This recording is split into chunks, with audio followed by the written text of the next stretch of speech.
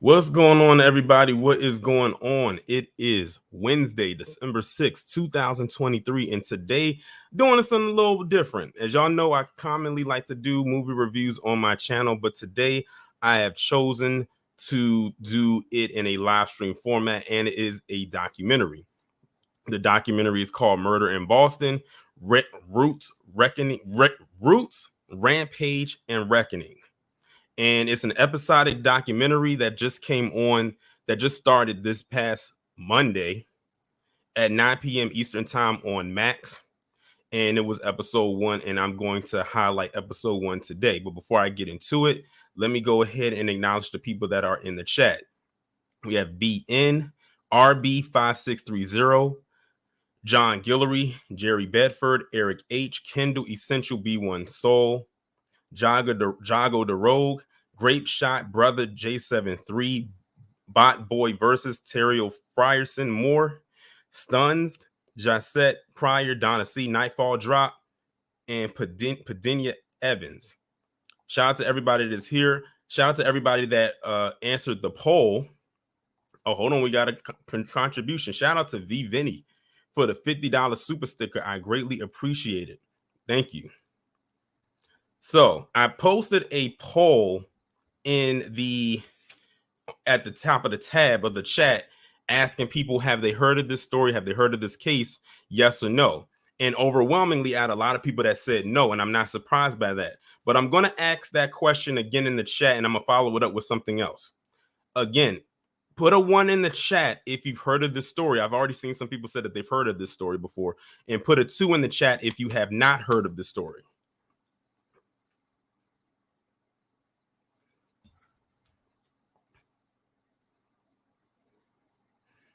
Okay, I see Terry Keith said 1, Crew Reality said 2, Brother J73 said 1. Okay, I'm seeing 1s and 2s, 1s, 2s. Okay, cool. For all the people that put a 2 in the chat, put down the year that you were born. It's a reason why I'm asking for you to put down your year. If you put a 2 in the chat, put down the year that you were born.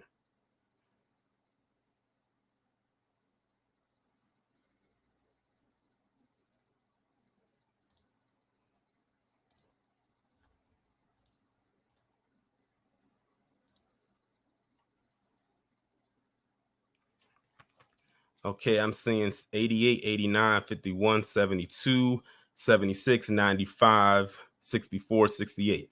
Okay, the reason why I asked for all the people who put a 2 in the chat to put down the year they was born, specifically if you were born before or a few years before 1989, is because this incident happened in 1989. And I'm noticing that it's some people that were of a certain age, maybe they were teenagers, some maybe have been in their 20s, and didn't even know this story happened. Now, of course, if you're like me and were born in 89 when this happened, of course, I wouldn't remember this. And if you were born after, you definitely wouldn't have known about this. But before I actually really get into it, I have to give a shout out to an individual by the name of Tamika's Den. She's been on my channel before when I did the highlighting of the recap of the Black Massacre series. She had came up and spoke. She does something on her channel where she highlights the different things coming on television or in the movies of the month of December. And if it wasn't for her highlighting this particular documentary, I would have not even known this documentary was coming on, so I can come and bring y'all this review of episode 1, and of course the subsequent episodes to follow later, because I believe it, like I said, it is 3 parts. So shout out to her. And I don't know if she's watching now or not, but if she's not, I'm sure if she watches the playback, she'll catch the shout out. So shout out to her. But yes, this happened in 1989, October 23rd, 1989, in Boston, Massachusetts. And it involved a PC man by the name of Chuck Stewart and his wife, Carol Stewart. So basically what I'm going to do, I got like 3 pages of notes, y'all. I got like 2.5 to 3 pages of notes that I took while watching this. Trust me when I tell you, taking notes and watching something at the same time is not the easiest thing, because sometimes you feel like you're going to miss something. But the good thing about streaming is you can always go back. So basically how episode 1 started off it started off showing the actual call to the police. So basically, what happened is you got to call a 911 over the phone, and we don't know who it is initially. At first, going into the documentary, we don't know who it is. And it's just, they do the standard call 911, what's your emergency? And the person answers the phone and says, hello, I've been shot, and so has my wife. She's pregnant. She's 7 months pregnant. She's been shot in the head, and I don't know if she's going to make it or not. Nightfall Drop said, I don't see a poll. The poll is at the top of the chat. Nightfall Drop. That's where the poll was at. So he calls in and he says it's 911. It is an emergency, and he says that his wife has been shot in the head, and he's been shot. And he's been shot in the side. She was shot in the head. She was 7 months pregnant. She was actually, I think, the child was due on Christmas Day. It was a Christmas baby because it was October 23rd, and she was 7 months. Then they're trying to find where they're at and everything like that, and he basically gives them a surrounding of area of where it's at, because basically the story goes is that he was carjacked, or it was an attempted carjacking, and then the person who did it shot him and shot his wife, but killed her, and he's still alive. She's pregnant. So they finally end up finding them, where their location is at. And the documentary is very graphic, y'all. Like, for those of y'all who are familiar with the story, y'all might have only saw newspaper articles or newspaper images from the pictures that people took and put into the newspaper. But the documentary actually shows you video footage where him and his wife, well, more so his wife, is slumped over. Like, you can tell she's probably not going to make it. And you can see the blood literally falling from her head where she was shot at. You can literally saw her face is literally leaking, and he's like kind of agonizing in pain, and you can tell he got shot in the side because he's kind of like turned to the side a little bit, kind of tilted. And then they finally get his wife out of the car. They get him out of the car. They put her on a stretcher. They put him on a stretcher. Then he's asking about his wife. He's like, don't worry about me, worry about my wife, and all these things like that. So they end up having to rush her to the hospital because they already know in the back of their head, in their minds, she's not going to make it, but they're going to try to do everything that they can to save her child. So what they ended up having to do was an emergency C-section. And luckily, they were able to save her child. It's just that the child ended up being born through an emergency C-section 2 months early. But they were able to save her, the baby. Unfortunately, they were not able to save her, and then she ends up dying. And he's still in the when they finally get him to, like, I guess the emergency room. Before the emergency room, when they pick him up in the ambulance, they ask him one specific question: can you describe the person who shot you? And the first thing that leaves out of Chuck Stewart's mouth is, put it in the chat. Put it in the chat. The first thing that leaves out of Chuck Stewart's mouth is, I want y'all to put it in the chat. What did he say?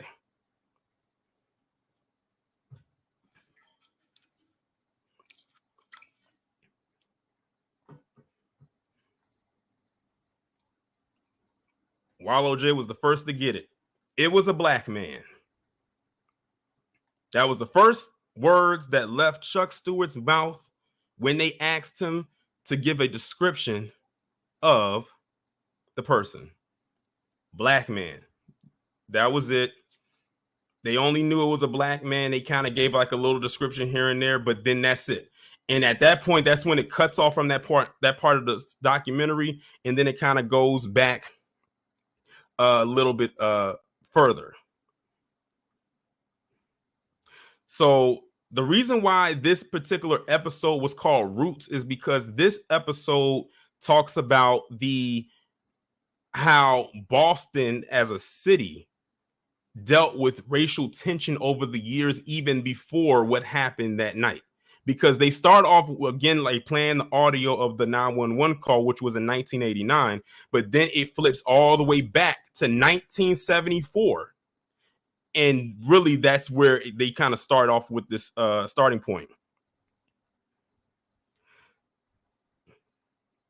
So basically, now we're going back to 1974. And one thing that I learned from this episode was, when it comes to the schooling system there, they did not desegregate until like the mid 1970s. So in 1974, Boston, as far as the schools go, was still very segregated. It was still under a Jim Crowish type of thing. That's why we tell people who say, oh, Jim Crow was only in the South. No, Jim Crow was very much in the North. They may not have called it Jim Crow, but it was very much in the North as well. Because again, it was still very heavily segregated in the schools, and not only segregated in the schools, but Boston as a city was very segregated. Like they pulled up a map and showed you the different areas like South Boston, Dorchester, Roxbury, and showed you where there were certain areas where white people lived, and then they showed the other areas where black people lived, and how black people didn't go over to certain parts of town, even after certain times. One could even argue that it was almost like a sundown town, even in and of itself, because they were basically laying out how Boston is not just like one big enclave, like everyone just goes to Boston. Boston is literally broken up into sections, and those sections, wherever it is, was very race based. So you had white people in certain parts, and you had black people in certain parts. And quiet as it's kept, it's still kind of like that today. But it was very, very intense back then. So in that part, they just kind of go over Boston's, racism and everything like that. And then in comes the attempt with the desegregation of the public schools in Boston. And then that's when all hell broke loose. Like, and when I say all hell broke loose, that's why I say if y'all have to watch this documentary, and you'll see it because they actually have footage there. It was people there who was probably around my age now, maybe even younger, that were out there literally going at a lot of these kids, these black kids who just wanted to get an education. Now, one thing I found to be interesting is that they were interviewing some of the people that were there, like the black people that were there, or maybe knew some people. They were saying they didn't want to go to these schools just so they could mingle around PC. They said they just wanted to go to these schools because they had the resources, because they were not sending the resources of from certain parts to their schools. If you was in a school in a quote unquote urban area, your stuff, of course, was very run down. Like you had old textbooks, you had, the air conditioning may not have worked. The electricity could have been bad. The food might have not been up to par. It was horrible. So a lot of them were going there to escape the conditions that was in their schools. They weren't trying to go and be buddy and friendly with white people. They just wanted to get an education.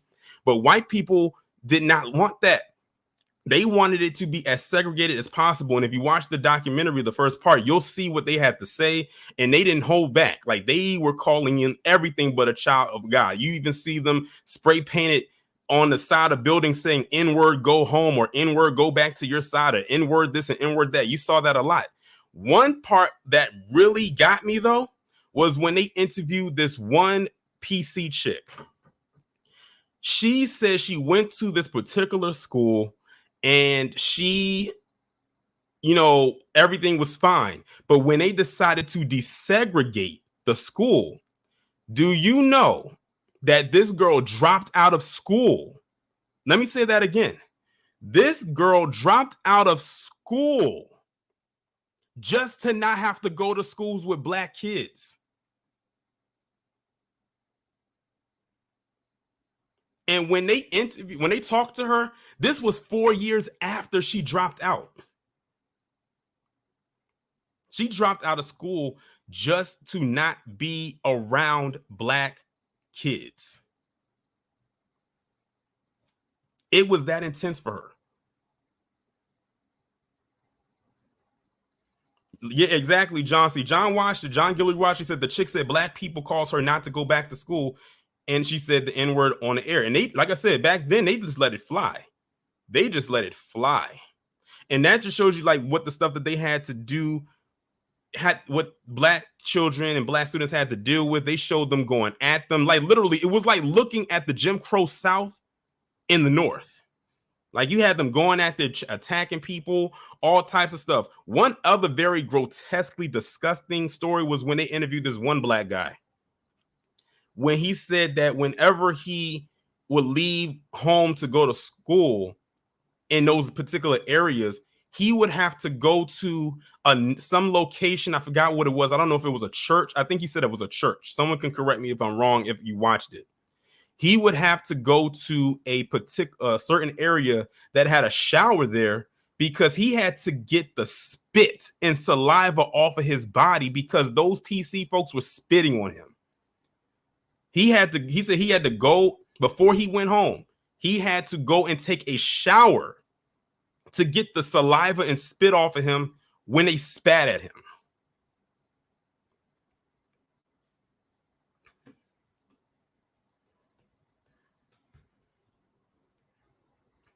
Another thing that they talked about in this particular section of the documentary was when they firebombed a NAACP building. Because at that point, at that time, the NAACP was actually for Black people. If y'all watched my my Black Massacre series, the NAACP came up quite a bit, and they were on the side of Black people. Whatever they're doing now is whatever they're doing right now. But they firebombed the NAACP building because NAACP was some of the ones helping to spearhead to try to get those Black kids to those schools so they can have access to those resources. Oh, you said you said it was at a Boy Scout camp he had to do that? Okay. Like I said, it's kind of fuzzy. Like I said, it's kind of hard to take notes and follow along at the same time. That's why I'm glad that it's some people in here who did watch it. So y'all can help me out just in case I get some things a little mixed up. But yeah, they firebombed the whole NAACP building.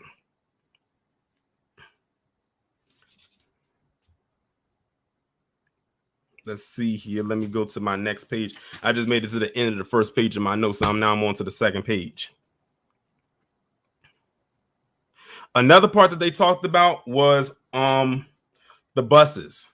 So the Black students, whenever they were on the buses, like the school buses, and the school buses was driving them to the school, the school bus driver would tell the Black kids, who was ever driving the bus, to hit the deck. They basically told them to get down because if white people had saw one Black face on that bus, they were prepared to throw anything that wasn't nailed to the damn ground, whether it was a rock, a brick, a shoe, whatever. If they had a gun, they would have fired that too. So the bus driver told them, the Black kids on that bus, that we're about to drive through this neighborhood. Y'all need to get down and basically make it seem like this bus is empty. Because if they can't see you, then nothing's going to happen. But if they saw you, they were prepared to do an all-out launch attack. And they were ready. They would be standing out there on the side, just ready to launch anything that was, again, not nailed to the pavement. The next part that happened in the documentary is when they were talking about the white students protesting down at City Hall. So, a lot of them skipped school that day. Some of them didn't even want to go because it was Black students that was at the school. So they went down to City Hall. Again, when you look at this documentary and you see how young they were, these are the people that, if they're still alive to this day, they're grandparents now. And they'll probably be the ones to say, oh, I wasn't like this. That's why when that picture of Jerry Jones came out when he was down south when he was a teenager, we got so upset when you had Black people, well, more of those Black players and Stephen A. Smith. We got upset for them caping for him because he wasn't just there just to observe. Trust me, he wasn't there just to observe. But you had these white students down there protesting at City Hall because they didn't like the fact that they were about to do the desegregation thing at the schools and all this, that, and the third. And they interviewed one of the guys that was there, one of the Black men that was there, and they said he got attacked by multiple people. It was like a damn onslaught. And it really took a hit, literally, when one of those white students took the American flag pole and literally hit that Black man in the face with it. When they interviewed him again, he had a face guard on. Y'all know how some of the Black players, like basketball players, whenever their nose is broken and they wear that that see-through face guard to protect their nose. Well, he had one on, but it was white because back then they probably didn't have the see-through one. But he had like this white bandaged thing that went and started from his nose and spread out across his face, almost like a spider web. Because he got hit in the face with a flagpole. Like, they took a flagpole and hit him in the face. He's lucky to have survived that.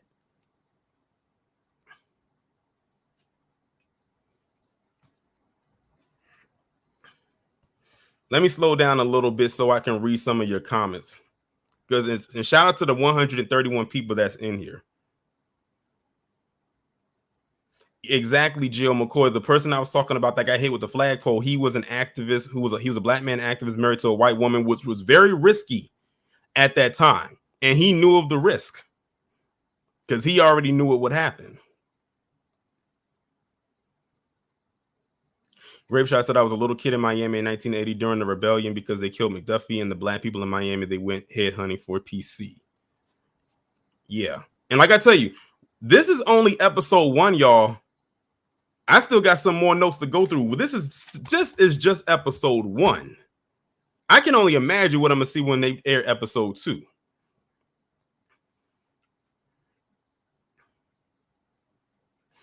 All right, so let me continue to move forward.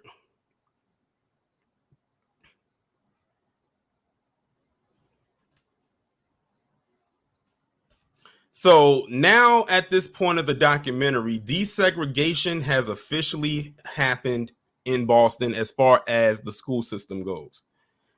But it didn't make it any better. Basically, what ended up happening when the desegregating of the schools occurred, racism increased even more.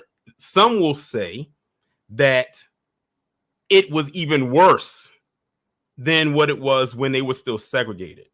And I'm not shocked by that either, because now this is them basically pushing back because they lost.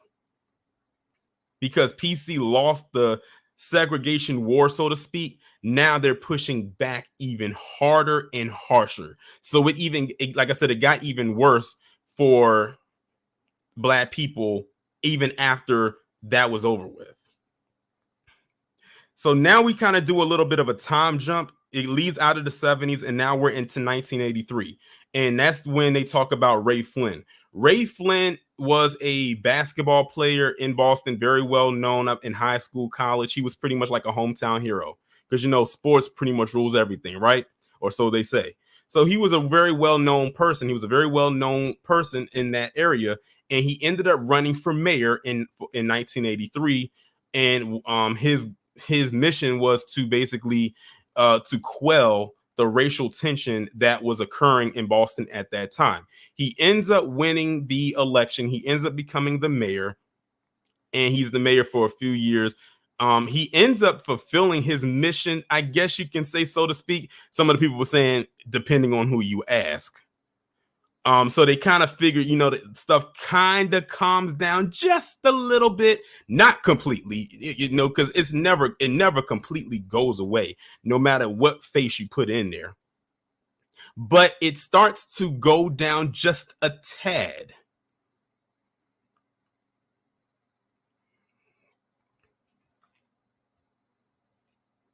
Until 1989. So now we do another little time jump. And it's what brings us back to the beginning of the documentary with the call and everything like that. So by this time of the documentary, I start to figure something out. And when I'm writing my notes, I said, wait a minute, this was the perfect setup. Because think about it. When Chuck Stewart, when he was shot, quote unquote, and his wife was shot and killed, they was in an area in Boston called Mission Hill. Mission Hill was a predominantly black projects area. Predominantly black people. It was in the projects. It was in the ghetto, whatever you want to call it. What is the irony that you have this PC man and his wife who live in a suburb, drive all the way out there, and then this happens? I said this was the perfect setup. Chuck Stewart, in my opinion, did what he did, not only to hem up a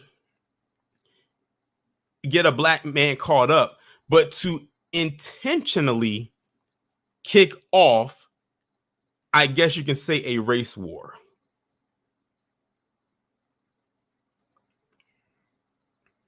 Because the biggest nightmare that occurred for them was a black man murdering a white person.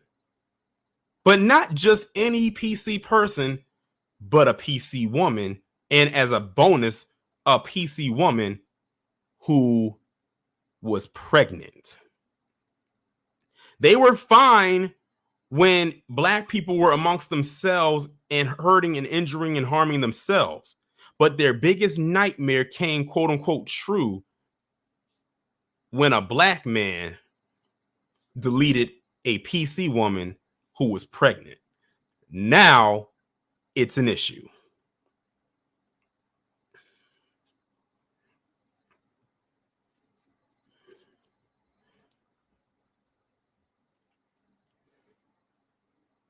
The next part of the documentary, this episode, now talks about something that I talked about in my Black Massacre series that plagued every black neighborhood during the 80s, the late 80s at that. And that was the crack epidemic. So they talked about the crack epidemic, how that affected the black areas in and all around the Boston city landscape, and just how devastating it was and what it did as far as the increase, a lot of black people dying from it, people ODing, of course, intense levels of crime and criminality. PC folks, they didn't care about the crack epidemic as long as two things happened. One, it didn't spill over into their community, and two, as long as it only affected black people as far as what I mentioned before, criminality and death. Other than that, they could give a damn. Yep, me, myself, that crack. Yep, that's the one we're talking about.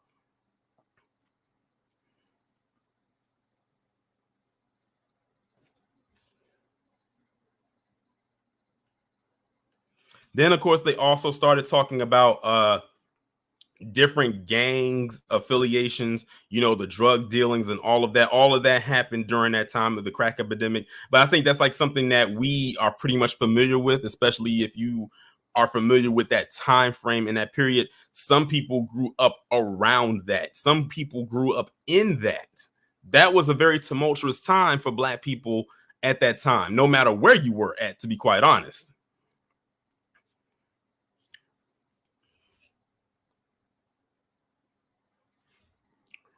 And another thing that was mentioned in this episode was how they were talking about, by design, they always send PC cops to investigate, quote unquote, investigate issues going on in predominantly black areas. And that was and is by design. Notice they never really send only black cops over there or black cops that live in the area to handle that situation. They always send PC cops over there that are not from there to go over there and, quote unquote, investigate. What are they really investigating? What are they really doing over there? Something tells me they're not investigating a damn thing. That's just how I see it. They're up to something, more than likely. And they were, because a lot of the times those PC cops, whenever they went over there to, quote unquote, deal with the black people over there, especially the black men, they were very rough with them in ways that they were not with their own. Which leads me to this next part that we are all familiar with. Stop and frisk. Now, something I learned new about Stop and Frisk with this documentary is I always thought Stop and Frisk started in New York, under Giuliani and Bloomberg. Not true. It started in Boston in the late 80s. Stop and Frisk started in the late 80s with Boston. It had the same set of rules as it did in New York, but it started in Boston. And it's the traditional thing. They always stopped mainly black men for whatever reason, even if they weren't even doing anything. They could have just been minding their business, and they would just stop them off of quote unquote suspicion. It wasn't of no damn suspicion. It was because they were black. And that's the only ones they went after. You know what's so crazy? To this day, they never question or ask why they never went after white men during Stop and Frisk. Even though it was clear as day that it was a very biased and anti-black practice. Some of y'all in this chat right here can probably tell me of stories of maybe some people that or unfortunately it could have been you that fell under Stop and Frisk if y'all was old enough back then. And when I say old enough, they were stopping teenagers. Like one of the guys that was talking who said he got caught up in Stop and Frisk is that he was 14.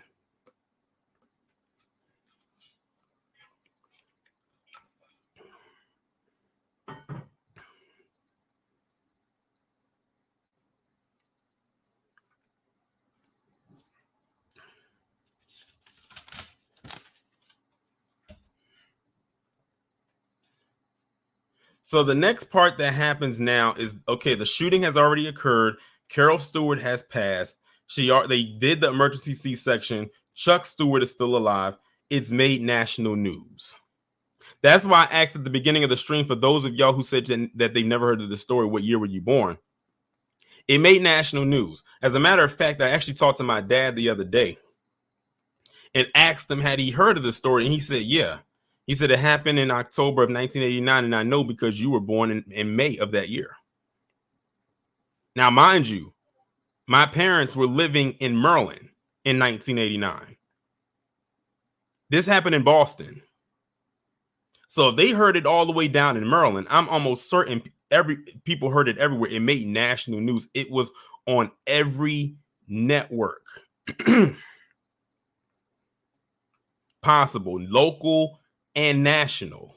They made sure that this was plastered everywhere, especially when you look at the optics of it. Again, white couple shot, white woman dead, she was pregnant, emergency C-section, black man did it.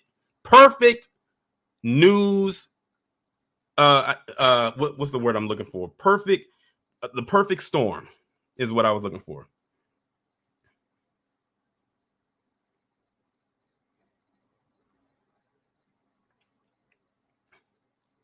And this was scary at the time, because now that the suspect, the person they were looking for, was a black man, the black residents of Boston, especially if they lived in a project, had to constantly be on pins and needles because they knew they were going to come after them. As a matter of fact, one of the people being interviewed in the doc said it was open season on us. They didn't ask any questions. Mind you, there was really no major description. It was just a black man. Chuck said that they gave the description of what it was, of what they looked like, besides them just being black, the typical black man, dark skin, tall. He had on an Adidas tracksuit. And back then, the Adidas tracksuit for black men was a very, very, very popular fashion item. I'm slowly seeing it come back today in 2023 because it's a pretty nice look. It's a nice fit, I'll be honest with you. But the Adidas tracksuit the top and the bottom and the shoes was a very well-known outfit choice that black men wore back in the day, mainly because you saw a lot of rappers wearing it. So when you have that description, oh, for them, that just narrowed it down. Let's just go and check every black man possible. In the doc, they were showing them using battering rams. They were going up in people's homes, all types of stuff. They stopped every black man. They said it got so bad up there, stop and frisk be damned. This was stop and frisk times 10.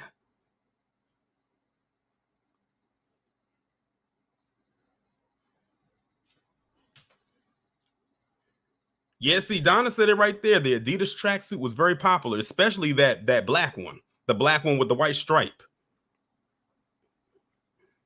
Sumisha said, I remember the news showing the police running into the apartments and houses. Yeah. Like I said, they used battering rams, knocking doors down unannounced. Like they weren't, some of them were going in there without warrants because they didn't have any. They were going out there looking for a damn phantom and didn't even know it.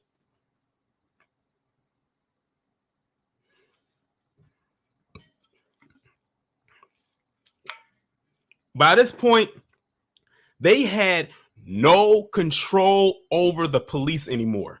The police basically became rogue. They went renegade. They became rebels.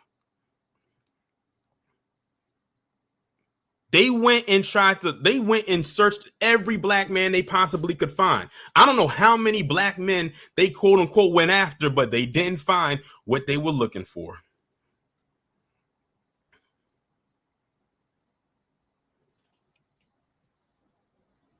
They used to question the teenagers about their gang affiliations. Mind you, these were teenagers. Granted, some teens could have been in a gang, but most of them were not. But because they were black, they just had to be in a gang. And don't you let you be a teenager that's black and had some height to you, because then that means they've aged you. Think of Tamir Rice. Remember, Tamir Rice was 12 years old when he was killed. They said we thought he was 18. And we're looking at Tamir Rice's picture, and it was like, he has a baby face. There's no way you want to sit up here and tell me that this boy is 18. Unfortunately, because of their assumption, he will have never lived to see 18.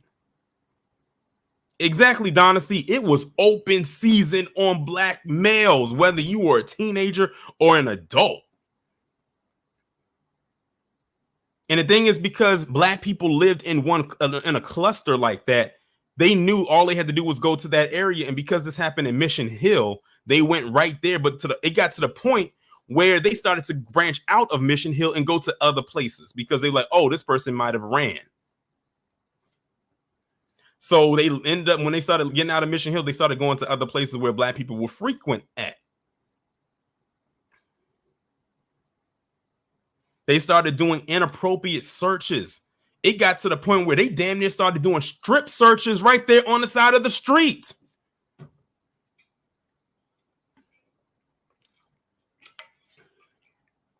And they didn't care who was around.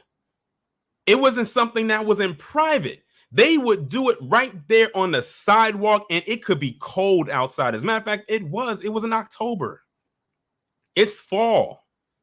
And you in Boston too, so I know it's freezing up there at that time of the year.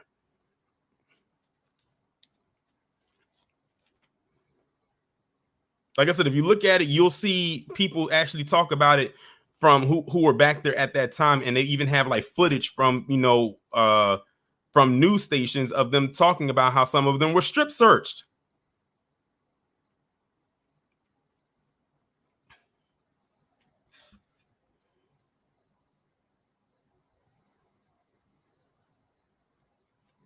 So after that happens right there, that's like the real intense part. So now the documentary does something of a technique where they say we got to calm everything down a little bit. And by calm, I mean they give Carol Stewart a segment in the documentary. And basically in this part is just basically talking about where she met Chuck Stewart at, how they started dating. They eventually later on got married. I forgot where they said she worked at, because I think that's where they said she met him at. I think it was at a bar or something like that. and they met and everything like that. And then it fast forwards, they show footage from her funeral. It was a pretty big funeral, so it was a lot of people that was there. And they have people walk in, and I'm assuming they had family members that were there. They interviewed some of her friends, and then they talk about a letter that her husband had wrote to her, because remember, he's still in the hospital from his injury that he gave to himself, by the way. I'm sorry, I'm jumping ahead a little bit, but it is what it is. If you know the story, you know the story. That he wrote to her, and I'm sitting here saying to myself, with what I know so far, I said, this guy's full of shit. He is full of shit. So that's pretty much that whole part right here. That's pretty much this whole part right here when, with the funeral and everything like that.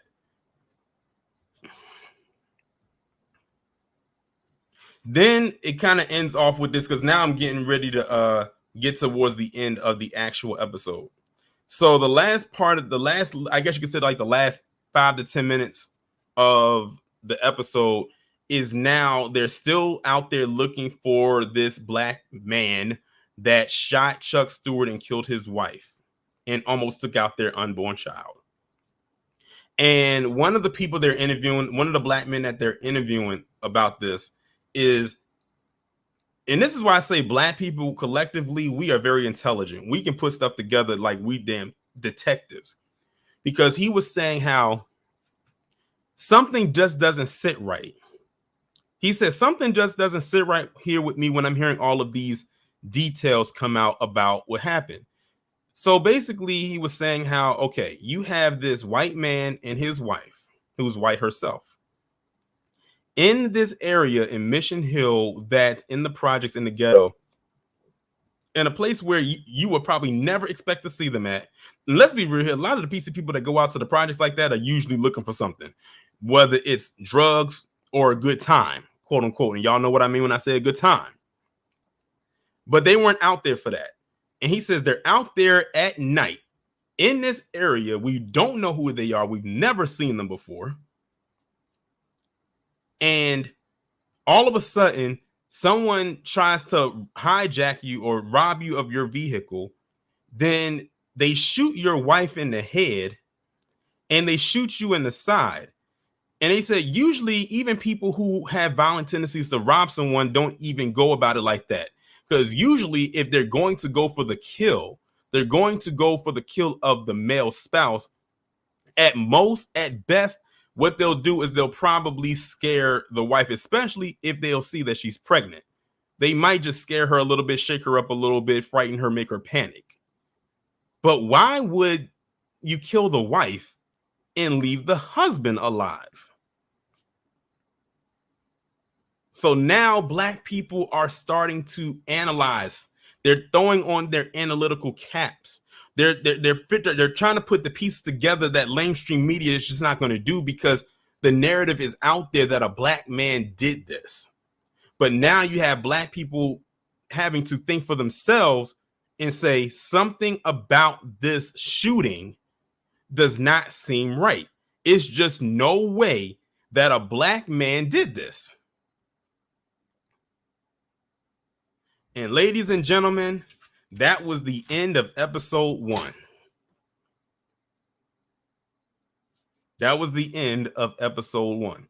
Like I said, the story of this is already out there. It's just that this documentary is just going through the steps. It's going through the motion. So y'all could easily just look up this story, but the documentary fills in the gaps that many articles leave. Many articles that have been published over the years leaves out. So, I mean, we already know how it's going to end. I even know like how and where they found this man at. But like I said, the documentary pretty much fills in all the gaps. Now, usually what I would do is I would drop the link and ask people if they wanted to come up and talk about it. But what I'm going to do with this is I'm not going to drop the link today. What I want to do is once we get through all 3 episodes, then after I review the last episode, then I will do it as a call in, and then y'all can come up and say what y'all have to say about this entire thing. But I would highly suggest that y'all check out the documentary. Episode 1 is on Max, and it's called Murder in Boston. Roots, Rampage, Reckoning, and episode 1 is called Roots. So I'm assuming next week's episode that comes on Monday is going to be called Rampage, and just on that title alone, I can only imagine what I'm going to hear on that part. So with that being said, I'm going to go ahead and conclude it right here. We got this done in under an hour. Shout out to everybody that came through. Shout out to VVinny01 for contributing to the super chat. I greatly appreciate it. We will be back on here tomorrow with the 11 a.m. Eastern Standard Time video. Y'all enjoy the rest of your day. Be safe and be one.